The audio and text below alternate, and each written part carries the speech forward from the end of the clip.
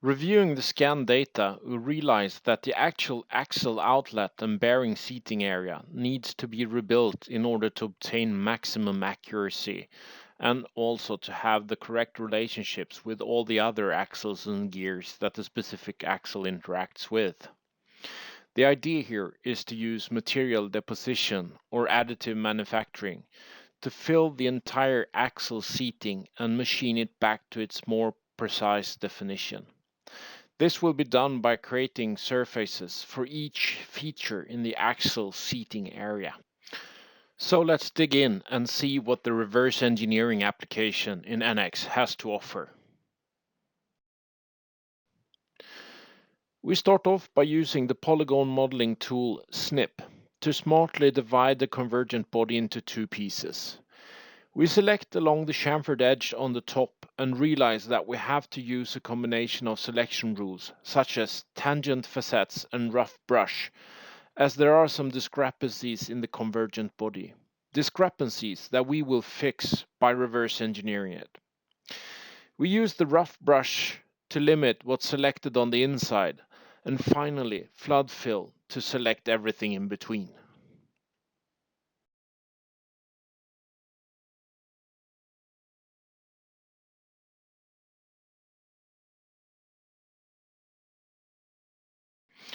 Once happy with the selection, we hit OK to confirm and divide the convergent body accordingly.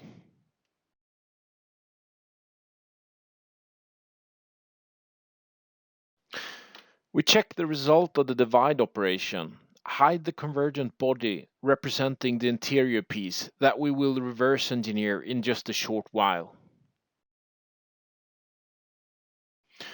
We fill the holes using the polygon modeling fill hole function on the remaining main convergent body that will remain as is.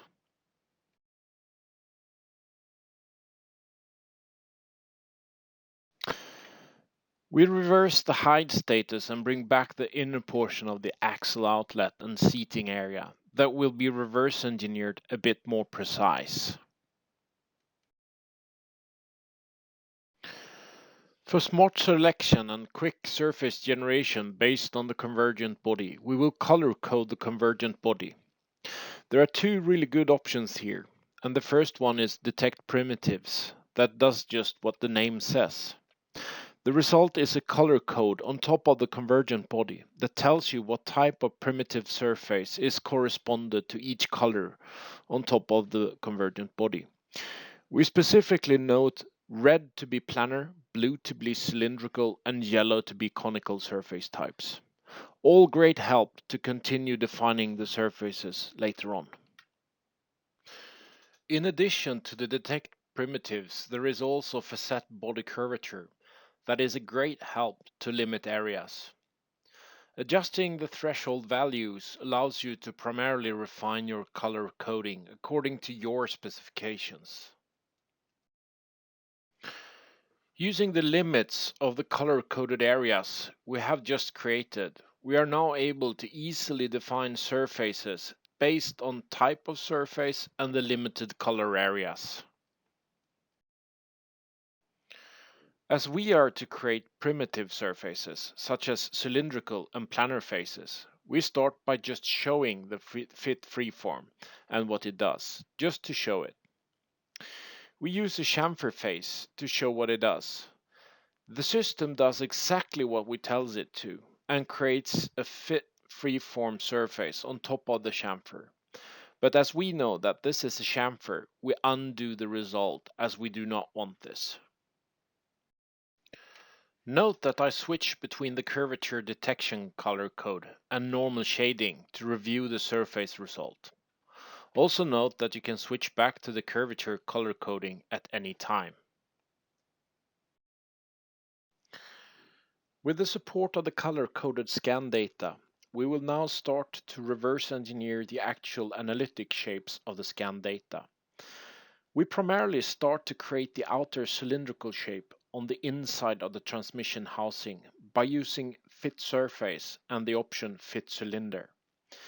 By selecting the limited blue color code region representing the cylindrical shape, we rapidly create the cylindrical face corresponding to the selection. We review the result and note that it is slightly off. This is due to that the color-coded area from the facet body curvature color coding is a bit rough. We note areas where the blue color representing a cylinder is interfered with other colors that causes the result to be a bit off due to the selection.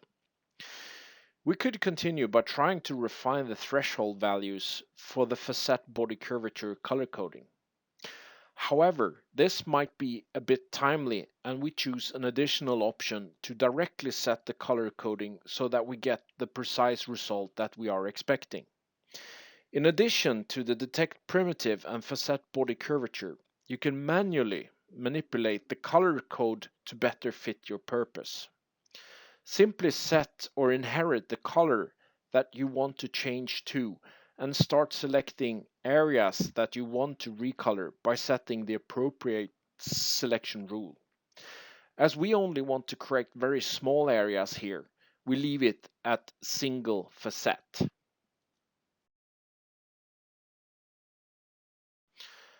Once the color coding have been fine-tuned, we now try the fit cylinder option again and find the result to be satisfying.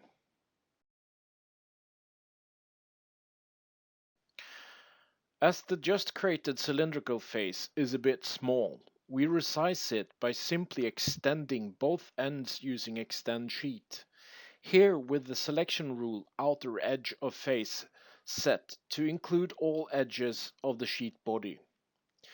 We adjust so that the sheet slightly interfere with the convergent body that will remain as is, and so that the top end is slightly oversized as it will be trimmed back to its final position. As this is going to be a solid body that will be incorporated into the convergent body, we seal off the bottom of the cylinder by using bounded plane. In order to create and seal off the top of the cylinder, we turn to Fit Surface and the option Fit Plane. As the resulting surface is a bit too small, we extend it to be oversized and better fit our purpose.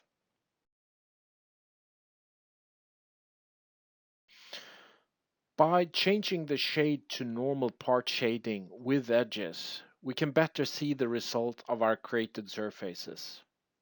We can at any time set the display back to color coding to continue create quick fit surfaces where the emphasis is on color coding for clarity. As we want the result to be an enclosed volume and a solid body, we combine the surfaces by using trim and extend together with sew. The result will be a solid body that can be united with the base convergent body.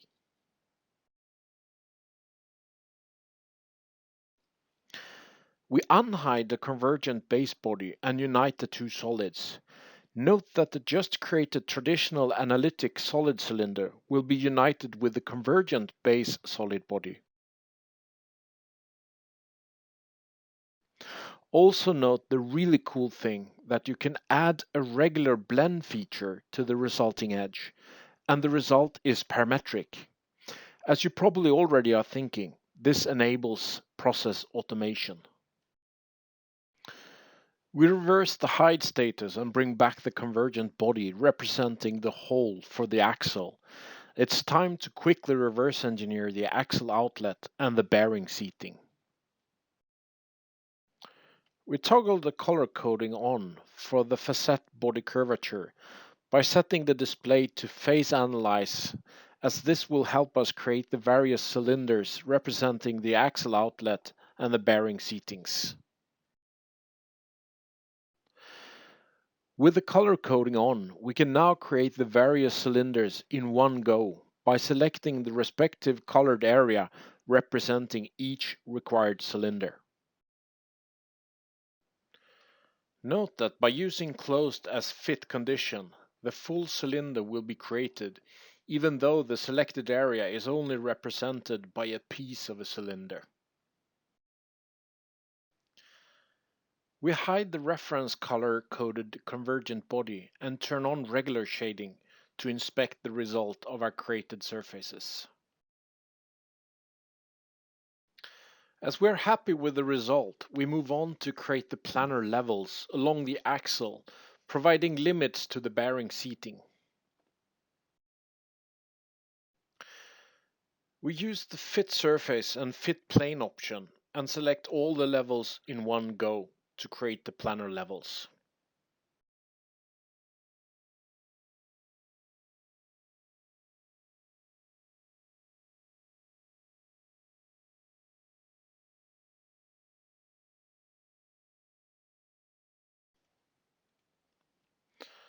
The resulting surfaces are all extended to become oversized, and yes, you guessed it, they will be trimmed back to their final shape.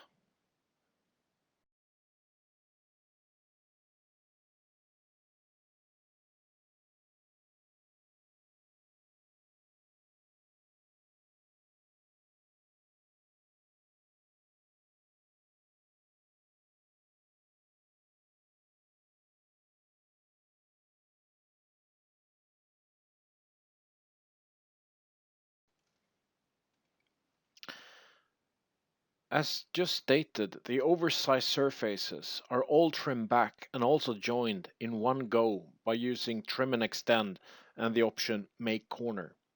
Ensure that the trimming directions is correct so that it correlates with your expected resulting shape.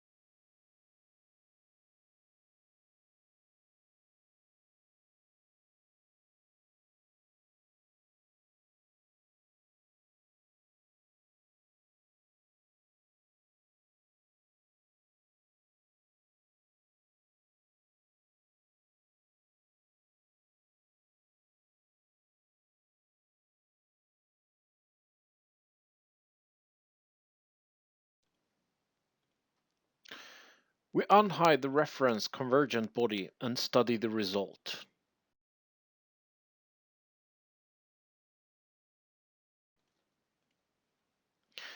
To ensure the coaxial accuracy, we use synchronous modeling and the coaxial requirement in order to guarantee optimal relationship between the interacting axles and gears in the transmission.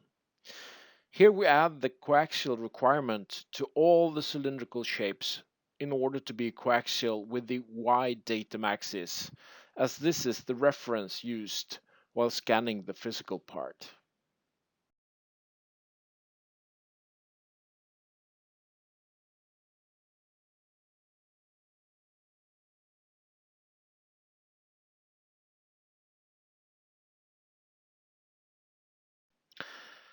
As we did not really check if the synchronous modeling and the coaxial requirement was really necessary to add, we suppressed the associative coaxial requirement from the feature list and analyzed the status of the centers of the cylinders in relations to the absolute coordinate system, that is the correct reference here.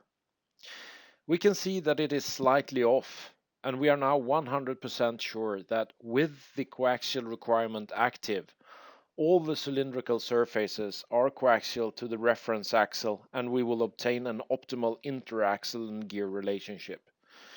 Maybe even better than the original, as this failed alignment could be the reason for the damage in the first place.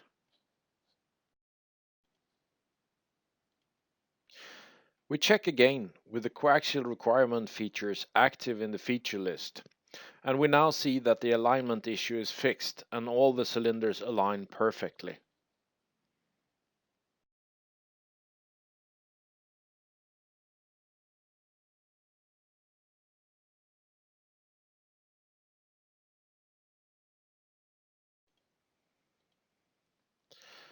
We move on to the details of the cylinders and the recess areas.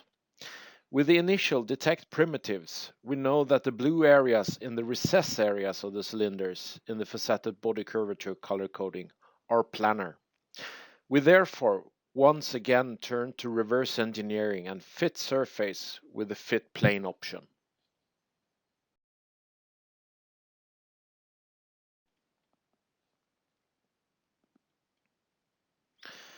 When selecting the small planar recession color-coded area representing the top face of the recession, we realize that the selection becomes wrong.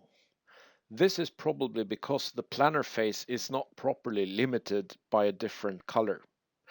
We therefore, in this case, manually recolor areas that is not quite correctly participating the color-coded boundary to the area to be planar.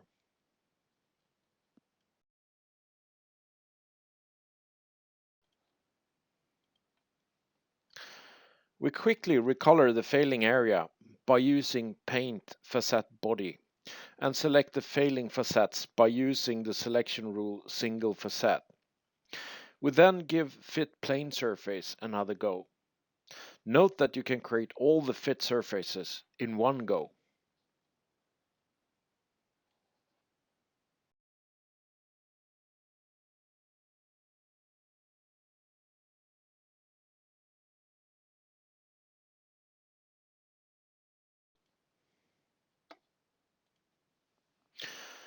We review the result and note that the just created surfaces are a bit small and needs to be extended.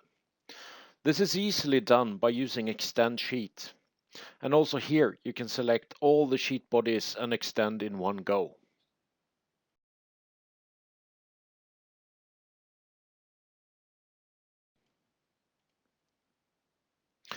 For the final shape of the recession areas, we use Trim and Extend and the Trim Corner option for automatic joining.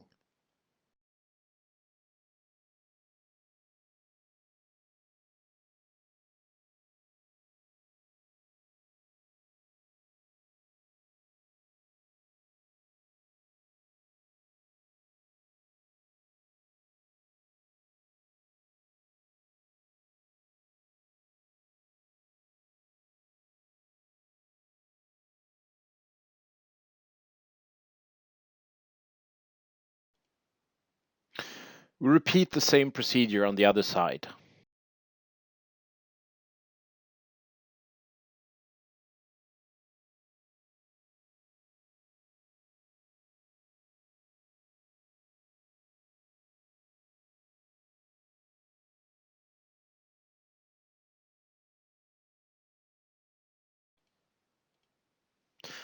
We bring back the cylindrical reverse engineered sheet body and incorporate the recess areas.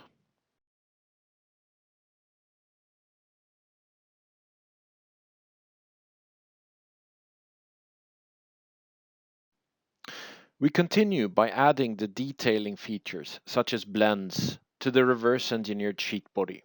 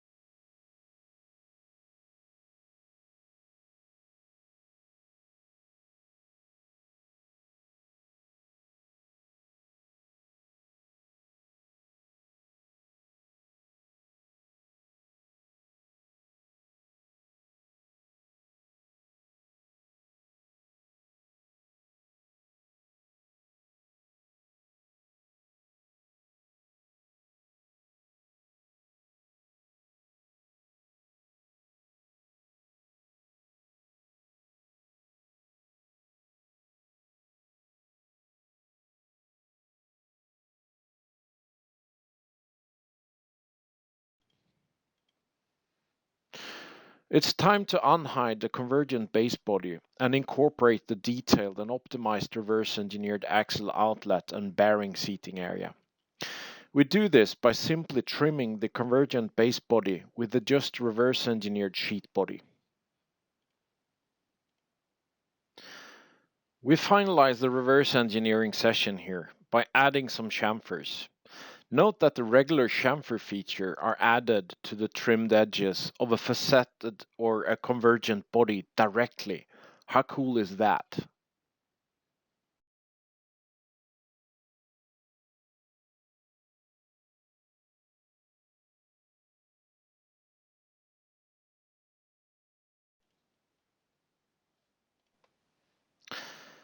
Now with the damaged area fully reverse engineered and optimized, we wrap up this session. I hope that you all have enjoyed and got some great ideas and takeaway for your business. In other words, this concludes the reverse engineering and quick shape rebuild and optimization section. That is the third and final section in the series of total 3 tutorials handling reverse engineering on the NX platform. Myself, I'm now off to the shop floor for to do some manufacturing and to get this engine started. This is Fredrik Sandblom for Siemens Industry Software, signing out.